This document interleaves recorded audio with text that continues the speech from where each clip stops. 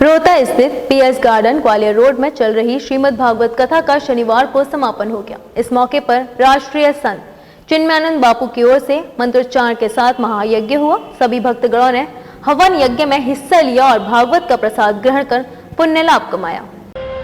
आप तो व्यक्ति की आत्मा रूपी समुद्र में निवास करते हैं, जहां पर इन असुरों के आने का कोई भय नहीं रहता है। आप उस द्वारिकापुरी में रहते हैं प्रभु, आत्मा रूपी समुद्र में। और आपने कहा प्रभु कि मेरा गुणगान ये साधु महात्मा करते हैं जिनके पास कोई भी चीज नहीं होती है, कपड़े भी फटे हुए होते हैं, खाने का भी ठिकाना नहीं होता है। एक बात कहूं प्रभु, दुनिया में वो धन सबसे अच्छा माना जाता है जिसको मृत्यु भी छीन नहीं पाती, और उस धन का नाम है हरिनाम का धन, प्रभु के नाम का धन। और ऐसा धन महात्माओं के पास भरपूर होता है, इसलिए सही मायने में धनवान कौन हुआ? महात्मा लोग। हर भक्त की मन की मनोकामनाएं अगर वो कैलाश सरोवर, कैलाश मानसरोवर की यात्रा के लिए वो उसने संकल्प लिया है, तो वो उसका संकल्प देवों के देव महादेव पूरा कर ही रहे हैं और करेंगे। और पूज्य गुरुदेव जी ने भी ये कहा है कि चीन अपनी आदतों से बाज आ जाए और हमारे देश के सभी भक्तों को उनको मार्ग प्रशस्त करे, उनका कहीं मार्ग में रोड़ा अटकाने का प्रयास ना करे।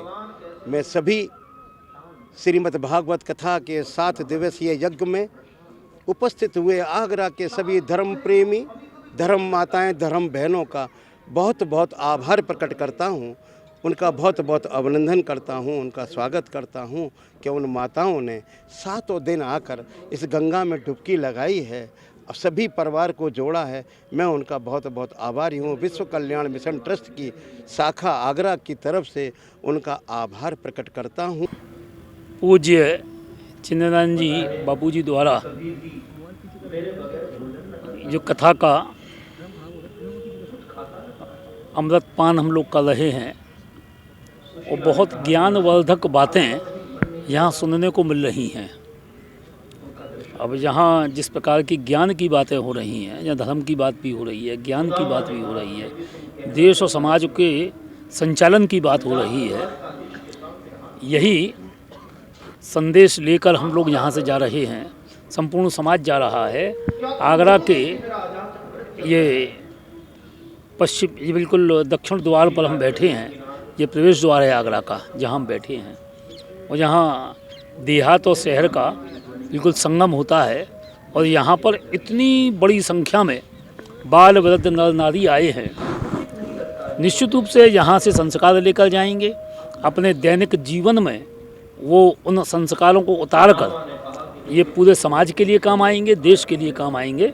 मैं महाराज जी के आगरा आगमन पर और लोगों के ज्ञान वृद्धि करने पर उनको बधाई देना चाहता हूं, उनके श्री चरणों में सादर प्रणाम करता हूं, और इसी प्रकार का मार्गदर्शन और लोगों को ज्ञान देने का वो लगातार हम लोगों के बीच में आते रहें, यही कामना करता हूं। भारतीय जनता पार्टी के वरिष्ठ नेता और प्रमुख समाजसेवी आदरणीय मुरारीलाल गोयल जी के द्वारा यहाँ पीएस गार्डन में एक बड़ा ही सात्विक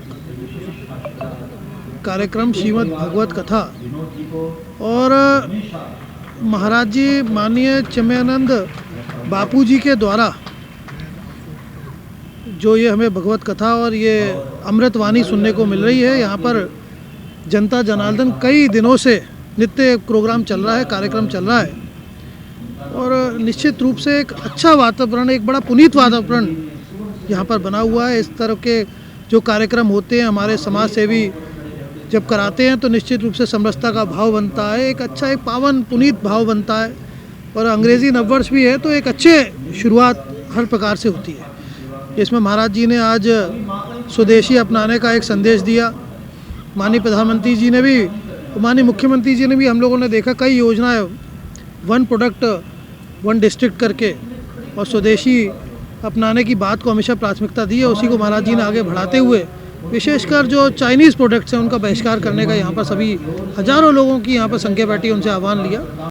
नव वर्ष के पावन उपलक्ष्य में प्रारंभ हुई श्रीमद् भागवत कथा, जो देखते ही देखते आज सप्तम दिवस में प्रवेश कर गई और चंद्र लम्हों बाद इसको यहाँ पर विराम किया जाएगा। और मैं इस भागवत कथा को लेके इसलिए भी प्रसन्नता अपनी व्यक्त करूँगा कि इन 7 दिनों में भागवत कथा के साथ साथ बहुत सारे सामाजिक कार्यों को किया गया, चाहे वो युवा शक्ति को संदेश हो, पर्यावरण की सुरक्षा हो, अथवा गौ माता बचाने के लिए लोगों को जागरूक करना हो। और आज जो महाराज जी ने विशेषकर कथा के समापन पर लोगों को संकल्प दिलाया मंच से कि हम चाइना के किसी भी सामान का उपयोग नहीं करेंगे, क्योंकि कैलाश मानसरोवर जो हमारा तीर्थ है वो चाइना में स्थित है। तो पहले तो उसको मुक्त हमें कराना है, और फिर जो हमारे बॉर्डर पर तैनात जो सैनिक हैं जिनको निरंतर चाइना किसी न किसी रूप में शिकार बना रहा है, ऐसे चाइना का विरोध करते हुए हम उसकी आर्थिक शक्ति को मजबूत नहीं करेंगे, हम उसके प्रत्येक सामान का विरोध करेंगे। आज महाराज जी ने पूरे पंडाल में हजारों की संख्या में लोगों को संकल्प दिलाया। मेरे और मेरे क्षेत्र के निवासियों का बहुत बड़ा भाग्य रहा कि हमारे पूजनीय श्री मुरारीलाल गोयल जी इस कथा को यहाँ रोहता क्षेत्र में लेकर आए। हम लोग उनको बहुत बहुत धन्यवाद देते हैं। और बापूजी की कथा यहाँ लाए रोहता क्षेत्र में। हमारा ये मान लो हमारा रोहता क्षेत्र पूरा वृंदावन, बरसाना और मथुरा बन गया हो। पूरा इतना भव्य आयोजन हुआ है जिसका कि कोई उसकी प्रशंसा करने से नहीं बनती है। पब्लिक भक्तगण इतने आ रहे हैं, हजारों की संख्या में सारे, जो पूरा पंडाल खचाखच भरा हुआ बापूजी के प्रवचनों से, कथा के उससे बहुत आनंद में जो है यहाँ का माहौल बिल्कुल बढ़िया माहौल हो गया है एकदम। हम तो मुरारीलाल जी गोयल पेंट वालों को बहुत बहुत धन्यवाद देते हैं कि ऐसे आयोजन प्रतिवर्ष यहाँ लाते रहे। धन्यवाद। मिशन ट्रस्ट आगरा इकाई द्वारा आयोजित श्रीमद् भगवत कथा ग्वालियर रोड रोहता पर जो 1 जनवरी से 7 जनवरी तक के जो कथा का शुभारंभ हुआ था, वे आज समापन की ओर है।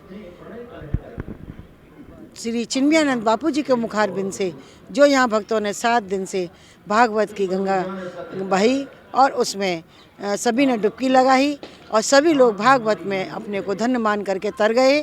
तो आज उसका 7वां दिवस है, जिसमें आज बापूजी ने मित्रता, किसे कहते हैं मित्रता, जो कृष्ण और सुदामा के साथ जो मित्रता निभाई और जो अबालपन से लेके और बड़ेपन तक, एक गरीब ब्राह्मण थे जिस समय उनके पास खाने को भी नहीं था, लेकिन कन्हैया ने एक मित्रता और दोस्ती का जो संदेश संसार को दिया, वह एक उनकी ही लीला का वर्णन है, जिसका आज सतगुरुदेव अपने मुखारबिंद से व्यासपीठ से सभी को इस चरित्र के बारे में बता रहे हैं और सभी लोग भाव विभोर होकर के इस चीज़ को सुन रहे हैं।